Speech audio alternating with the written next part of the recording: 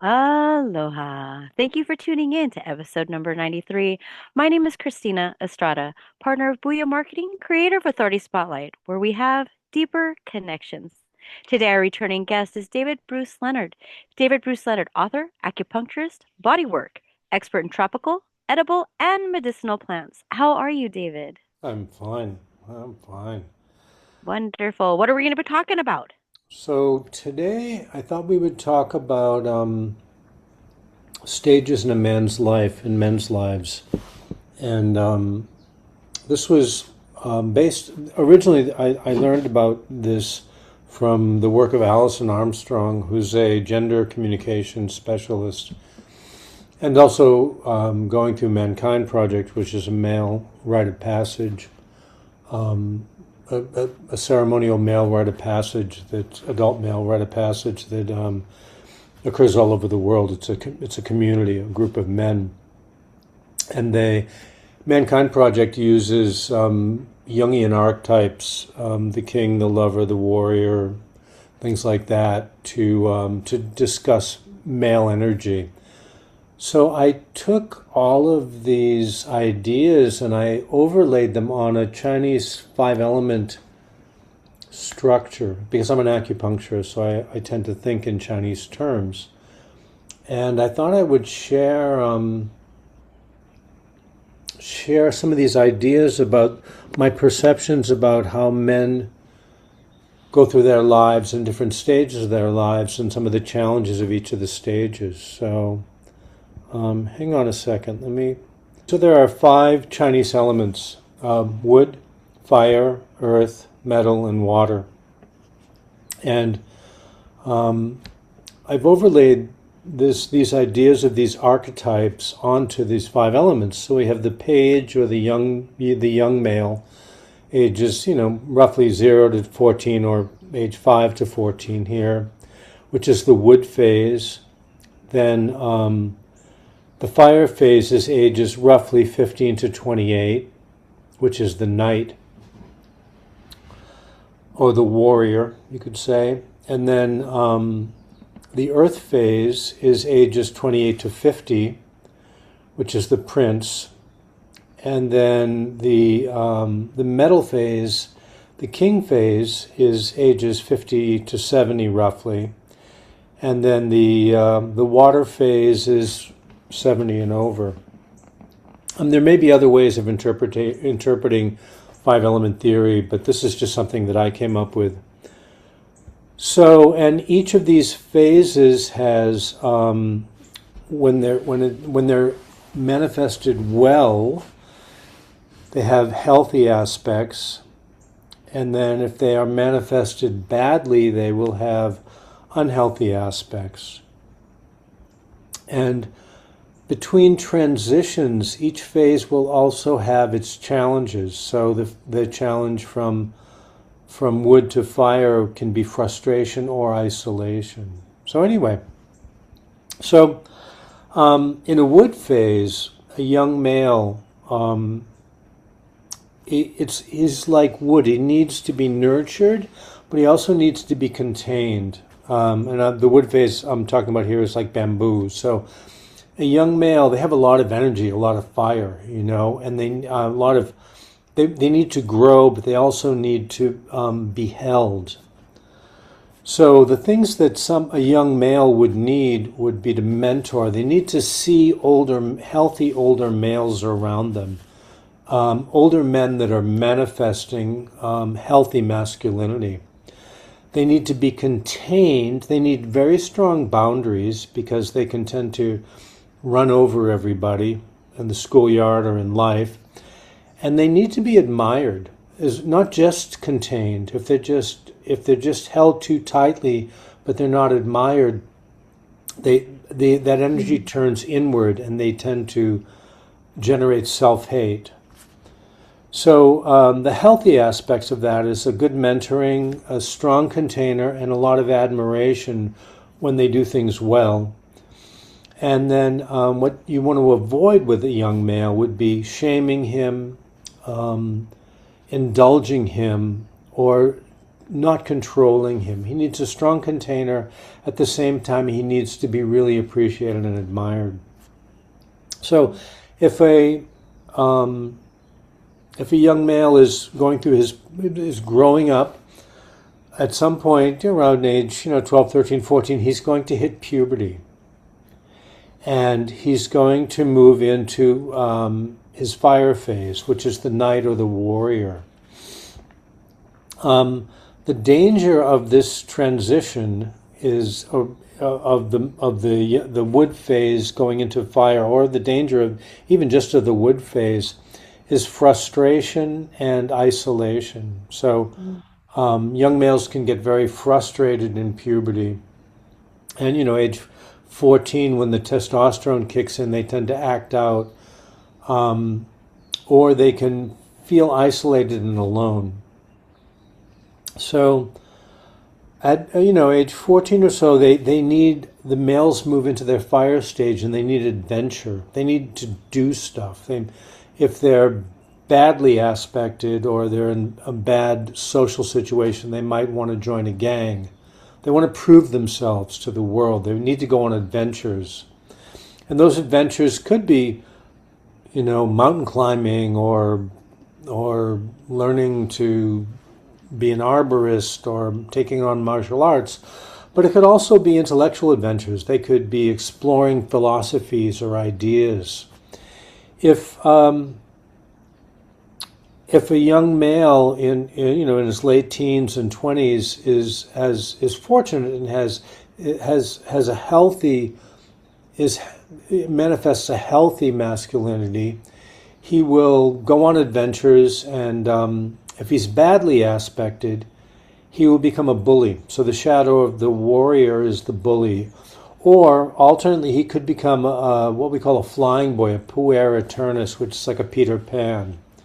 It's somebody that cannot, is sort of weak and overly unable to manifest a healthy masculine.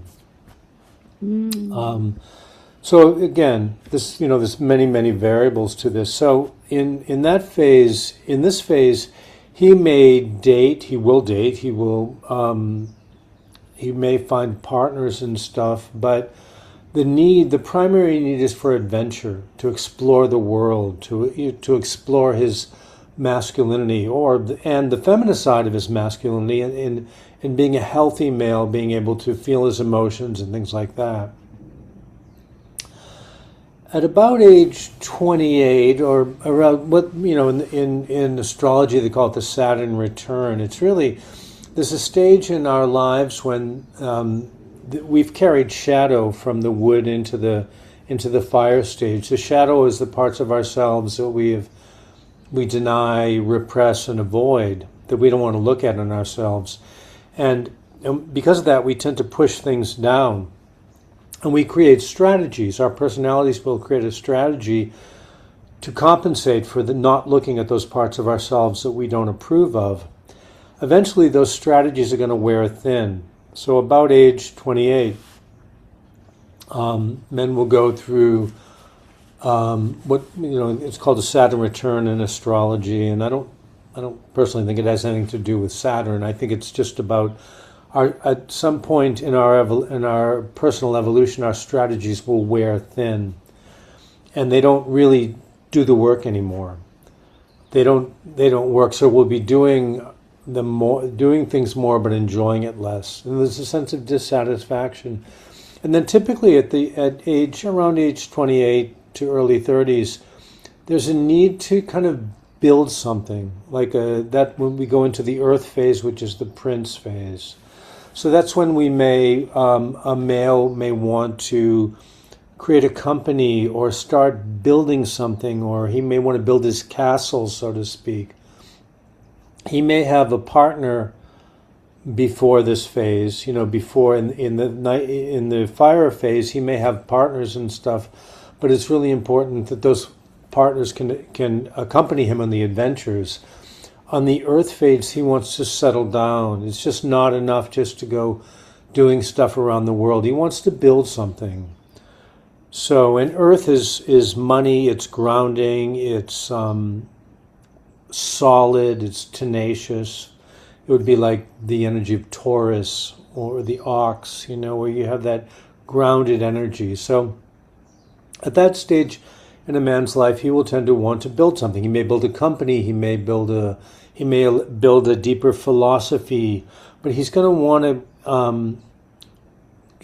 to create something, and he may have a partner that he's building that with. And so if somebody in the earth phase is manifesting well, is well aspected, they will be building, they'll be producing, and they will have tenacity. This is the dad that goes to work every day to provide for his family. Okay. If there's a lot of shadow in the earth phase, there's going to be a tendency for indulgence and materialism. The earth phase in Chinese medicine is also digestion. So when somebody is in this phase, they're going to tend to get the beer belly or the belly, and there's going to be kind of a heaviness to them. They're going to kind of gain weight, and they can mistake integrity and status for materialism.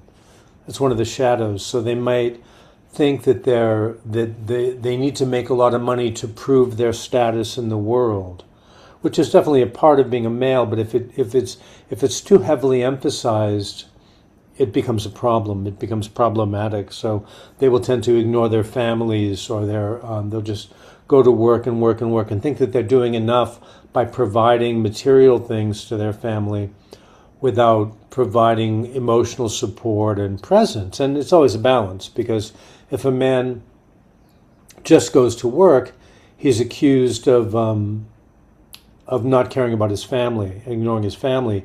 If he just focuses on his family and doesn't provide enough work, and he's not providing enough material substance or whatever, then he's accused of being lazy or not providing. So in the male psyche, this is a challenging thing to balance out.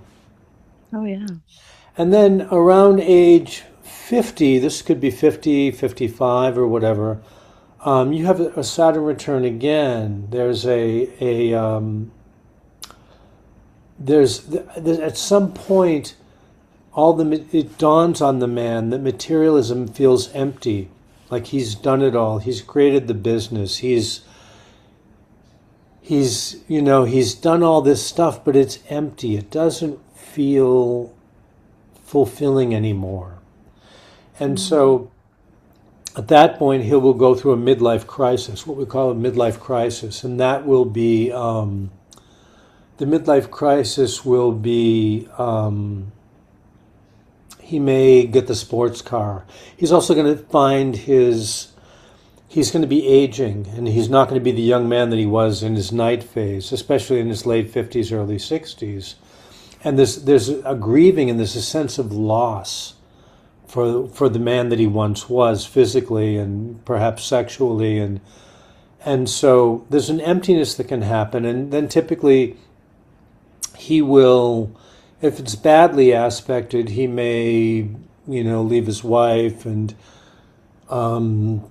start dating younger women, and get arm candy and get a sports car or whatever. And there's nothing necessarily wrong with that, but that is only a symptom of he needs to do his work.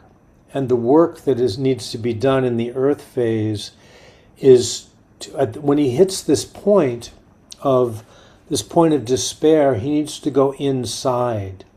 He doesn't want to start seeking status and more status, because that didn't work in the first place.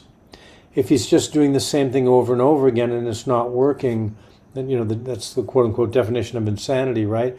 So at the earth phase, when he starts reaching this midlife crisis, he needs to go deep inside, and he needs to do what we call mining. He'll go deeper inside, and he needs to mine for his gold. So he needs to not look to the outside world for confirmation, but go inside, and he will find his gold. What are his values? What are his core values that he had before he was scripted, before the world told him what it meant to be a good man, before all that stuff? What are his core values that he's been neglecting and ignoring in his earth phase? And if he's well aspected, he will find his gold, and then he will emerge, and he will use that gold to make his crown, his to become a king. And this is right here is the section between earth and metal that Mankind Project weekends tend to address in men. They tend to be older men who are kind of lost. They're off of their moorings. They don't know what's next in their lives. And the MKP weekend will drive men deep into the earth to do their mining, to find their gold, and with that gold, hopefully, to carry that forward into their consciousness and to create integrity, personal integrity, and that's the metal phase. So in the king phase, a man has lived his life. He's between 50 and 70. He's seen enough stuff in his life. He's beginning to garner a bit of wisdom. So if his king is well aspected, he is going to have vision. He's going to understand his life better, his core values. He'll have a perspective on where he is in his life. He's going to begin to see his death coming here. Mm. He will be grieving the loss of his younger man, his younger selves. But he's going to start to see his death coming, but he also has a sense, the beginning of wisdom. So he's going to have a perspective on life. He will have something to share with other people.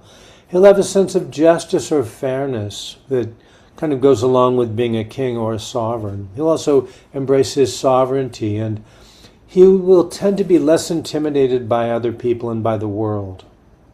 He'll tend to have a stronger sense of self. The shadow of the king is the tyrant or the know-it-all. The king, if he's badly aspected, is going to be kind of his bully will take over, and he may have wealth at this point, or he may have wisdom, but he's going to tend to beat people over the head with it. He's a know-it-all, or a bully, or a tyrant if he has power and he's gained some kind of material wealth. So he may give people advice that they're not asking for, they're not looking for, right? So, and as he approaches age 70, he's going to see his death coming closer. It's going to be very clear. He's in a phase of his life where his testosterone levels would probably dropped off. He will see his death coming, and everything that he knows will eventually disappear. Mm-hmm. Everybody and everything in the universe goes away, including the stars all burn out, and it's going to dawn on him that there's an impermanence to life, and that will be triggered often by loss. Okay, so the transition from king to sage will be sort of governed by loss, or the awareness of loss and grief and impermanence in the world. And if he's fortunate enough to live that long, and if he's lucky, his age will start to eventually he will be stooped over. If he's fortunate, he will be weak. He will be, even no matter how well he takes care of himself and how fit he is, he's going to his aging will catch up to him, and there's no way around it. And that is the sage or the wise elder phase at 70 plus years. If he's well aspected, he will have wisdom. He'll have a sense of completion, where he's working on his sense of his life has been, when he looks back on his life, is going to a sense of fulfillment and completion. He'll also have appreciation. Not necessarily gratitude, but appreciation, because gratitude might be something when we're younger. When we're grateful, we're one down. We're putting ourselves below something. But when we're appreciating something, we're at an even level. So we've lived our full life. We have a sense. We have the vision of the metal of the king phase, but we're feeling equal to life. and humble at the same time, but equal to life, and hopefully humility. And so the king may walk into a room and he knows what everybody needs to do if he's badly aspected. He's a know-it-all. The sage, the wise elder, he's been through enough, so he knows that people aren't going to take his advice unless they ask. So he's not going to be the guy who's like commanding the room. He's going to be the old guy sitting in the corner who's only going to give advice if asked, because he knows it's not going to be taken, and he's more at peace with himself. He has less to prove at that stage. And if the sage is well aspected, he's going to embody, wisdom, completion, appreciation, and humility. If he's badly aspected, if he hasn't done his work, or life has given him a raw deal, he will be bitter. He'll be a bitter and angry old man. Mm. And the thing about the water phase and the death, the shadow of this is also death and also isolation. There can be a loneliness in the sage, in the elder. If he's alone or abandoned by his family, or feeling like he has never been able to share that wisdom with anyone else. So the water phase will again move into the wood phase. The water feeds wood.